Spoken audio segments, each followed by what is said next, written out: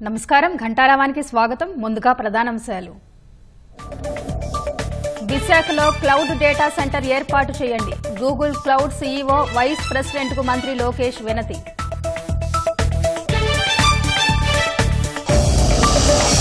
ఉత్తరాంధ్ర సిగలో మరో మణిహారం. అనకాపల్లి జిల్లాలో అర్సలాల్ మిట్టర్ కొత్త స్టీల్ ప్లాంట్ ఏర్పాటు.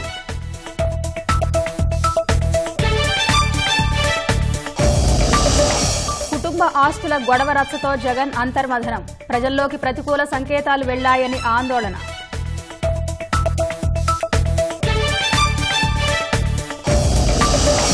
వేద పండితులకు నెలకు 3,000 భృతి. 7 దేవాలయాల పరిధిలో మొత్తం 600 మందికి లబ్ధి.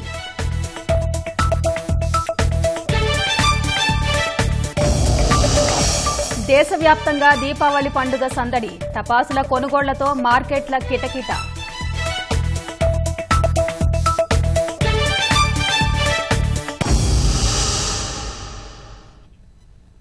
ఉమ్మడి విశాఖ జిల్లా మెడలో మరో మణిహారం చేరనుంది. దేశీయ ఉక్కు రంగంలో దిగ్గజ సంస్థ ఆర్సెలార్ మిట్టల్, జపాన్కు చెందిన Nippon Steels joint venture company కలిసి ఇంటిగ్రేటెడ్ స్టీల్ ప్లాంట్ ఏర్పాటుకు ముందుకొచ్చాయి. 2 దశల్లో 1,40,000 కోట్లు పెట్టుబడి పెట్టేందుకు ముందుకొచ్చింది. మొదటి దశలో 70,000 కోట్ల పెట్టుబడులు పెట్టనున్నట్టు సంస్థ పేర్కొంది. రాష్ట్ర చరిత్రలోనే ఇది భారీ పెట్టుబడి అవుతుందని పారిశ్రామిక వర్గాలు పేర్కొంటున్నాయి. జగన్ ప్రభుత్వ విధ్వంసక పాలనతో గత 5 ఏళ్లలో పెట్టుబడుల కోసం నిరీక్షణే మిగిలింది. రాష్ట్రం వైపు కన్నెత్తి చూసేందుకు పారిశ్రామికవేత్తలు హడలిపోయారు. కూటమి ప్రభుత్వం అధికారంలోకొచ్చిన కొద్ది రోజుల్లోనే పారిశ్రామికవేత్తలు పెట్టుబడులతో వస్తున్నారు. అనకాపల్లి జిల్లా నక్కపల్లి దగ్గర ఇంటిగ్రేటెడ్ స్టీల్ ప్లాంట్ ఏర్పాటు చేస్తామని ఆర్సెలార్ మిట్టల్ సంస్థ ప్రభుత్వానికి ప్రతిపాదన అందించింది. పరిశ్రమ మొదటి దశ నిర్మాణాన్ని 2029 జనవరికి పూర్తి చేసి ఉత్పత్తిలోకి తీసుకురానున్నట్లు అందులో తెలిపింది. సంస్థ ప్రతినిధులు అధికారుల మధ్య ఇప్పటికే పలు దఫాలుగా సంప్రదింపులు జరిగినట్టు సమాచారం. స్టీల్ ప్లాంట్ తో పాటు క్యాప్టివ్ అవసరాల కోసం పోర్టు, రైల్ యార్డు నిర్మాణానికి ప్రభుత్వ అనుమతులు కోరింది. మొదటి దశలో 7.3 మిలియన్ మెట్రిక్ వార్షిక ఉత్పత్తి సామర్థ్యంతో స్టీల్ ప్లాంట్ ఏర్పాటు చేయనున్నట్లు సంస్థ ప్రతిపాదనల్లో పేర్కొంది. ప్లాంటు నిర్మాణ సమయంలో మరో 25,000 మందికి, తరువాత కార్యకలాపాలు నిర్వహణ కోసం సుమారు 20,000 మందికి ఉపాధి లభించే అవకాశం ఉందని సంస్థ ప్రతిపాదించింది. దీంతో పాటు రెండో దశ ప్లాంటు నిర్మాణ సమయంలో అంతే మొత్తం లేదా అంతకంటే ఎక్కువ మందికి ఉపాధి కల్పించనున్నట్లు తెలిపింది.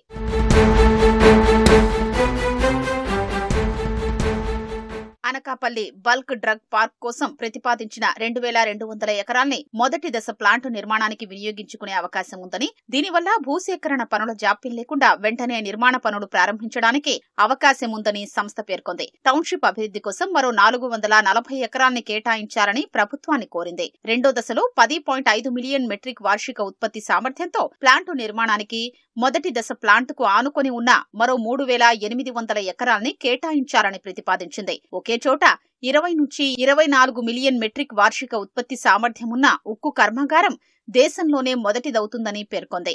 క్యాప్టివ్ అవసరాల కోసం పోర్టు నిర్మాణానికి ప్లాంటుకు సమీపంలో 3,000 మీటర్ల పొడవున సముద్ర తీర ప్రాంతాన్ని కేటాయించాలని కోరింది.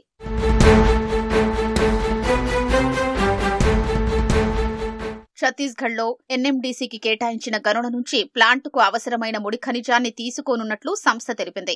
ఆ సంస్థ దగ్గర ప్రస్తుతం ఏటా 17.5 మిలియన్ టన్నుల ముడి ఖనిజం నిల్వలు అందుబాటులో ఉన్నాయని, దీంతో పాటు భవిష్యత్తు అవసరాలకు సరిపడా ముడి ఖనిజాన్ని తవ్వేందుకు సంస్థ ప్రణాళికలు రూపొందించిందని తెలిపింది. ఛత్తీస్గఢ్లోని గనుల వార్షిక ఉత్పత్తి సామర్థ్యం ప్రస్తుతం 46 మిలియన్ టన్నులుగా ఉంది. దీన్ని 2029 నాటికి 96 MMTPAకు పెంచాలని ఎన్ఎండీసీ లక్ష్యం. గనుల విస్తరణకు 50,000 కోట్లను సంస్థ ఖర్చు చేయబోతోంది. ఆ సంస్థ ఉత్పత్తి చేసే ముడి ఖనిజాన్ని విశాఖలోని ప్లాంటు ద్వారా వినియోగించుకునే అవకాశం ఉంటుంది. దీర్ఘకాలిక లక్ష్యాల్ని సాధించేందుకు ArcelorMittal, Nippon Steels, NMDC, APIAC మధ్య త్రైపాక్షిక ఒప్పందం కుదుర్చుకోవడం వల్ల అందరికీ ప్రయోజనం చేకూరుతుందని ప్రభుత్వానికి పంపిన ప్రతిపాదనల్లో పేర్కొంది.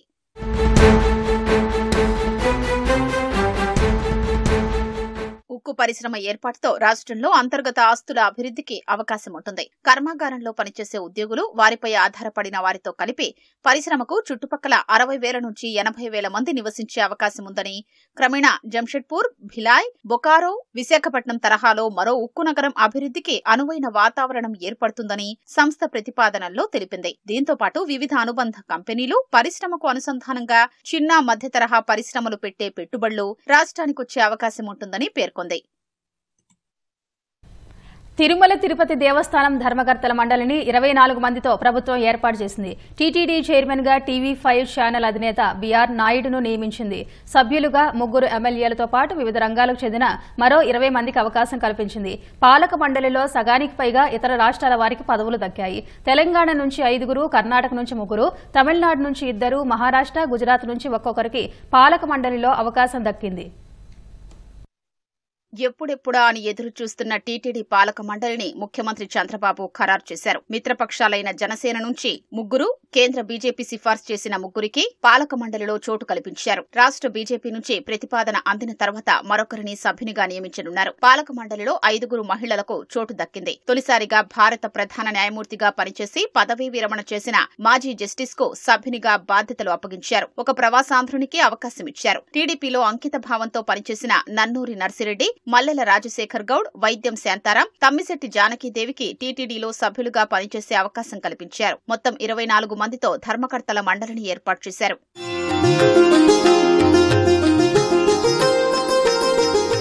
టీటీడీ చైర్మన్ గా టీవీ5 ఛానల్ అధినేత బొల్లినేని రాజగోపాల్ నాయుడిని ప్రభుత్వం నియమించింది. సామాన్య రైతు కుటుంబంలో పుట్టిన బీఆర్ నాయుడు అంచెలంచెలుగా ఎదిగారు. బీహెచ్ఈఎల్లో ఉద్యోగిగా ప్రస్థానాన్ని ప్రారంభించి ఉద్యోగ సంఘం నాయకుడిగా ఎదిగారు. ట్రావెల్, మీడియా రంగాల్లో వ్యాపారవేత్తగా రాణిస్తున్నారు. శ్రేయ ఫౌండేషన్ ద్వారా నిరుపేదలకు ఉచితంగా కంటి శస్త్రచికిత్సలు, వైద్య సేవల్ని అందిస్తున్నారు. తన ఛానల్ ద్వారా భారతీయ సంస్కృతి, సంప్రదాయాల పరిరక్షణకు కృషి చేస్తున్నారు. ఎన్టీఆర్ ను మళ్లీ అధికారంలోకి తెచ్చేందుకు 1983లో చేపట్టిన ప్రజాస్వామ్య పరిరక్షణ ఉద్యమంలో పాల్గొన్నారు. అప్పట్నుంచి చంద్రబాబుతో బీఆర్ నాయుడికి సాన్నిహిత్యం ఏర్పడింది. తనకు టీటీడీ చైర్మన్ గా అవకాశం కల్పించిన సీఎం చంద్రబాబుకు ఆయన కృతజ్ఞతలు తెలిపారు. తిరుమలలో నేను అక్కడ పుట్టి పెరిగిన వాడిని. నాకు అక్కడ విషయాలన్నీ క్షుణ్ణంగా తెలుసు. కాబట్టి ఈ బాధ్యతను ఇంకా ఎక్కువ పెంచింది నాకు. నేను అక్కడికి వెళ్లి చాలా పనులు చేయాలి. కొన్ని విషయాలు కూడా ముఖ్యమంత్రితో చర్చించడం జరిగింది. ఆయన కూడా కొన్ని సూచనలు చేశారు. పదవి బాధ్యతలు స్వీకరించిన తర్వాత మళ్ళీ ముఖ్యమంత్రితో చర్చించి కొన్ని నిర్ణయాలు తీసుకొని తిరుమలని ఎలా బాగు చేయాలి, భక్తులకు సౌకర్యం ఎట్లా చేయాలి, దర్శనం ఎలా చేయాలి, ఇవన్నీ కూడా అధ్యయనం చేసి అది బోర్డు మీటింగ్ లో పెట్టి అవన్నీ సక్రమంగా పద్ధతుల్లో చేద్దామనేటువంటి నా ఆశయం, అభిమతం. నాకు ఇది పూర్వజన్మ సుకృతంగా భావిస్తున్నాను. నిజంగా నా ఆనందానికి అవధులు లేవు. ఈ అవకాశం కల్పించినటువంటి ప్రతి ఒక్కరికి నా యొక్క ధన్యవాదాలు. సీనియర్ నాయకుడు జగ్గంపేట ఎమ్మెల్యే జ్యోతుల నెహ్రూకు రాష్ట్ర మంత్రివర్గంలో సీఎం స్థానం కల్పించలేకపోయారు. దీంతో టీటీడీ సభ్యుడిగా అవకాశమిచ్చారు. వేమిరెడ్డి ప్రశాంతిరెడ్డి వైకాపా నుంచి టీడీపీలో చేరి కోవూరు నుంచి ఎమ్మెల్యేగా ఎన్నికయ్యారు. గతంలో ఆమె టీటీడీ సభ్యురాలిగా ఢిల్లీలో టీటీడీ సలహా మండలి చైర్పర్సన్ గా వ్యవహరించారు. మడకశిర ఎమ్మెల్యే ఎస్సీ వర్గానికి చెందిన యువ నాయకుడు ఎంఎస్ రాజును తెలుగుదేశం అధిష్టానం ప్రోత్సహిస్తోంది. వైసీపీ ప్రభుత్వంలో ఆయనపై 60కి పైగా కేసులు నమోదయ్యాయి. అక్కిన మునికోటేశ్వరరావుకి టీటీడీ పాలక మండలిలో సభ్యునిగా అవకాశం కల్పించారు. రాజమహేంద్రవరం సమీపంలోని రఘుదేవపురానికి చెందిన మునికోటేశ్వరరావు వ్యాపారవేత్త.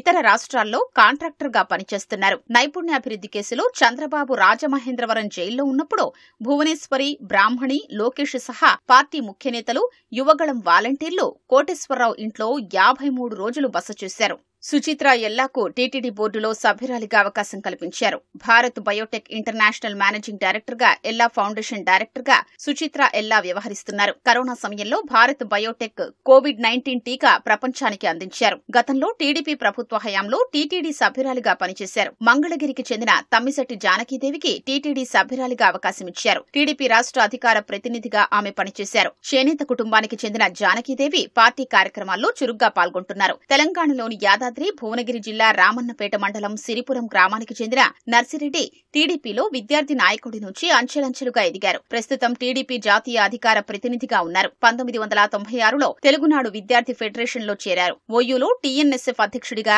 తర్వాత రాష్ట్ర అధ్యక్షుడిగా పనిచేశారు. ఉమ్మడి రాష్ట్రంలో పార్టీ అధికార ప్రతినిధిగా పనిచేశారు. రాజధాని ప్రాంతంలోని దొండపాడుకు చెందిన Nannapaneni Sadasivarao Natco group vice chairman. గుంటూరులోని జీజీహెచ్ లో క్యాన్సర్ యూనిట్ ఏర్పాటుతో పాటు పలు అభివృద్ది పనులకు ఆయన సహకారం అందించారు. నాట్కో ట్రస్ట్ లో కీలకంగా వ్యవహరిస్తూ సహాయ కార్యక్రమాల్ని ముందుకు తీసుకెళ్తున్నారు. హైదరాబాద్ కు చెందిన జాస్తి పూర్ణ సాంబశివరావు అమెరికాలోని డల్లాస్ లో స్థిరపడ్డారు. రియల్ ఎస్టేట్, సాఫ్ట్వేర్ రంగంలో ఉన్నారు. వీరికి టీటీడీలో బోర్డు సభ్యులుగా అవకాశం కల్పించారు. పనబాక లక్ష్మి, కృష్ణయ్య దంపతులు ఇటీవలి ఎన్నికల్లో లోక్సభకు పోటీ చేయాలని ఆశించారు. అయితే సమీకరణాల్లో అవకాశం దక్కలేదు. దీంతో పనబాక లక్ష్మిని టీటీడీ బోర్డులో సభ్యురాలిగా నియమించారు. మల్లెల రాజశేఖర్ గౌడ్ నంద్యాల లోక్సభ అధ్యక్షుడిగా వ్యవహరిస్తున్నారు. జెడ్పీ చైర్మన్ గా పనిచేశారు. 2 సార్లు ఓర్వకల్లు నుంచి జెడ్పీటీసీ సభ్యునిగా ఎన్నికయ్యారు. అంకిత భావంతో పనిచేసే పార్టీ కార్యకర్తగా ఆయనకు గుర్తింపు ఉంది. జంగా కృష్ణమూర్తి ఎన్నికల ముందు ఎమ్మెల్సీ పదవికి రాజీనామా చేసి వైసీపీ నుంచి టీడీపీలో చేరారు. పల్నాడు జిల్లా దాచేపల్లి చెందిన ఆయన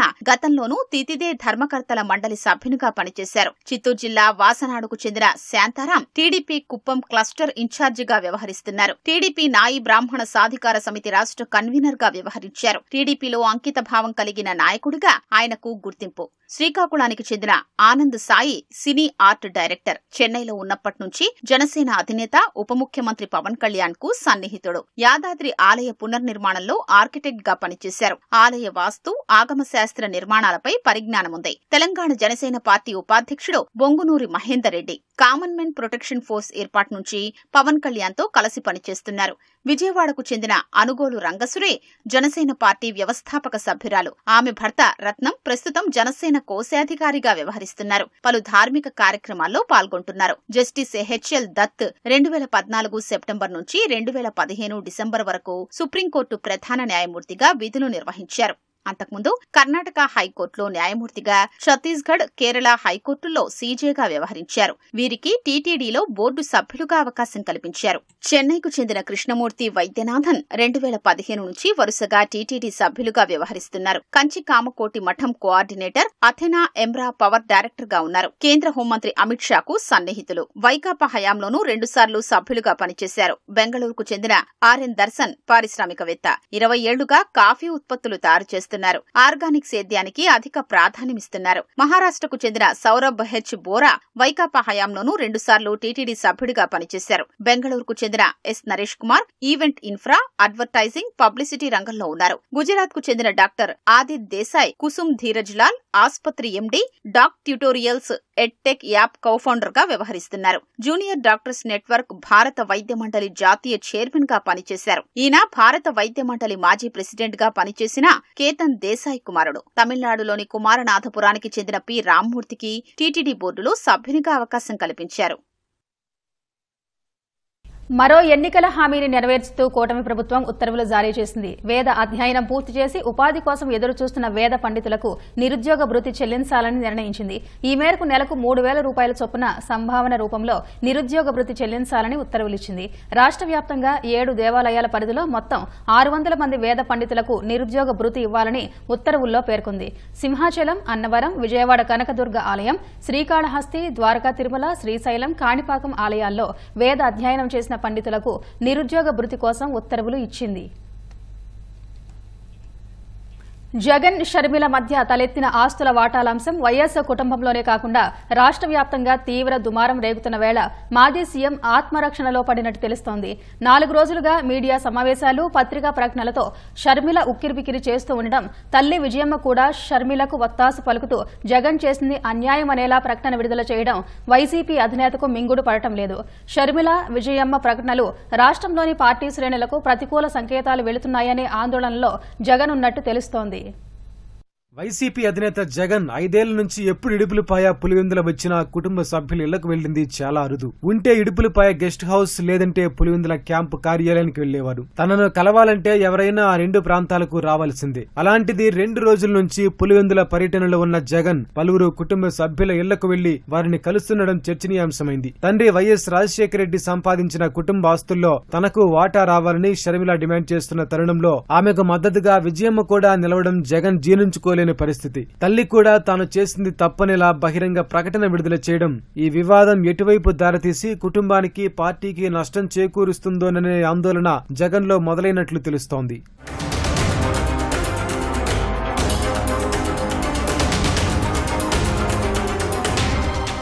రెండో రోజు పులివెందుల పర్యటనలో జగన్ తన క్యాంపు కార్యాలయంలో ఎంపీ అవినాష్ రెడ్డి, మేనమామ రవీంద్రనాథ్ రెడ్డి, మనోహర్ రెడ్డి, మరో 2 కుటుంబ సభ్యులతో చాలాసేపు చర్చలు జరిపినట్లు తెలుస్తోంది. విజయమ్మ లేఖపై దుమారం రేగుతున్న వేళ ఏ విధంగా రాజీ కుదుర్చుకోవాలనే దానిపై చర్చించినట్లు తెలిసింది. జగన్ అవినాష్ రెడ్డి పెదనాన్న వైఎస్ ప్రకాష్ రెడ్డి ఇంటికి వెళ్లారు. ఆయనతో దాదాపు అరగంట పాటు ఏకాంతంగా మాట్లాడినట్లు తెలుస్తోంది. ఆస్తుల విషయంలో విజయమ్మతో రాయబారం నిలిపే అంశంపై ప్రకాష్ రెడ్డితో చర్చించినట్లు సమాచారం. ఈయన ఇంటికే కాకుండా మరో 2 సన్నిహితుల ఇళ్లకు జగన్ వెళ్లారు. బంధువుల ఇళ్లకు వెళ్లి వచ్చిన తర్వాత క్యాంపు కార్యాలయంలో ప్రజా దర్బార్ నిర్వహించిన జగన్ నాయకులు, కార్యకర్తల నుంచి వినతులు స్వీకరించారు. వచ్చిన వారందరినీ ఆప్యాయంగా పలకరించారు. కుటుంబ ఆస్తుల గొడవ ఓవైపు నడుస్తుండగా ఆ అంశం సొంత నియోజకవర్గ ప్రజల్లో కనిపించకుండా ఉండాలనే వారందరితో సఖ్యతతో మెలిగారు. ప్రజా దర్బార్ కు ముందు తర్వాత జగన్ ముఖ్యులతో ఆస్తుల వాటాల అంశంపై మంతనాలు జరిపినట్లు తెలుస్తోంది. కుటుంబ పరువు వీధిన పడుతున్న పరిస్థితుల్లో ఏ విధంగా బయటపడాలనే దానిపై జగన్ మదన పడుతున్నట్లు తెలుస్తోంది. కడప ప్రొద్దుటూరులో కేసీ కెనాల్ ఆక్రమణలపై విజిలెన్స్ ఎన్ఫోర్స్మెంట్ ఇచ్చిన నివేదిక ఆధారంగా ప్రభుత్వం చర్యలకు సిద్దమైంది. 20 మంది అధికారులపై క్రమశిక్షణ చర్యలు తీసుకోవడానికి రంగం సిద్దం చేసింది. 2019 నాటి విజిలెన్స్ నివేదికను వైసీపీ సర్కార్ పట్టించుకోలేదు. ఇప్పుడు కూటమి సర్కార్ ముందడుగు వేస్తోంది. ఈ మేరకు రెవెన్యూ శాఖ ప్రత్యేక ప్రధాన కార్యదర్శి ప్రభుత్వానికి సిఫారసు చేశారు. దీనిపై మరింత సమాచారం మా ప్రతినిధి మురళి ప్రత్యక్ష ప్రసారం ద్వారా అందిస్తారు.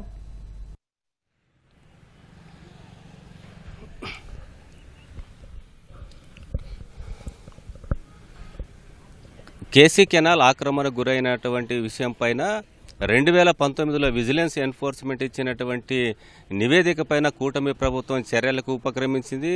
దాదాపు 20 మంది అధికారులపైన నీటిపారుదల శాఖ అధికారులు, రెవెన్యూ, పోలీసు, అదేవిధంగా స్థానిక సిబ్బంది వీళ్ళందరిపైన దాదాపు 20 మంది అధికారులపైన వేటు వేయడానికి రెవెన్యూ శాఖ రాష్ట్ర ప్రత్యేక ప్రధాన కార్యదర్శి ఆర్పి సిసోడియా ప్రభుత్వానికి తన నివేదిక రూపంలో పూర్తి స్థాయిలో సిఫారసు కూడా చేశారు. 20 మంది పైన చర్యలు తీసుకోవాలని ఆయన ప్రభుత్వానికి సూచించిన నేపథ్యంలో కడప ప్రొద్దుటూరు ప్రాంతంలో ఎక్కువగా కేసీ కెనాల్కు సంబంధించి ఆక్రమణలు పెద్ద ఎత్తున జరిగాయి.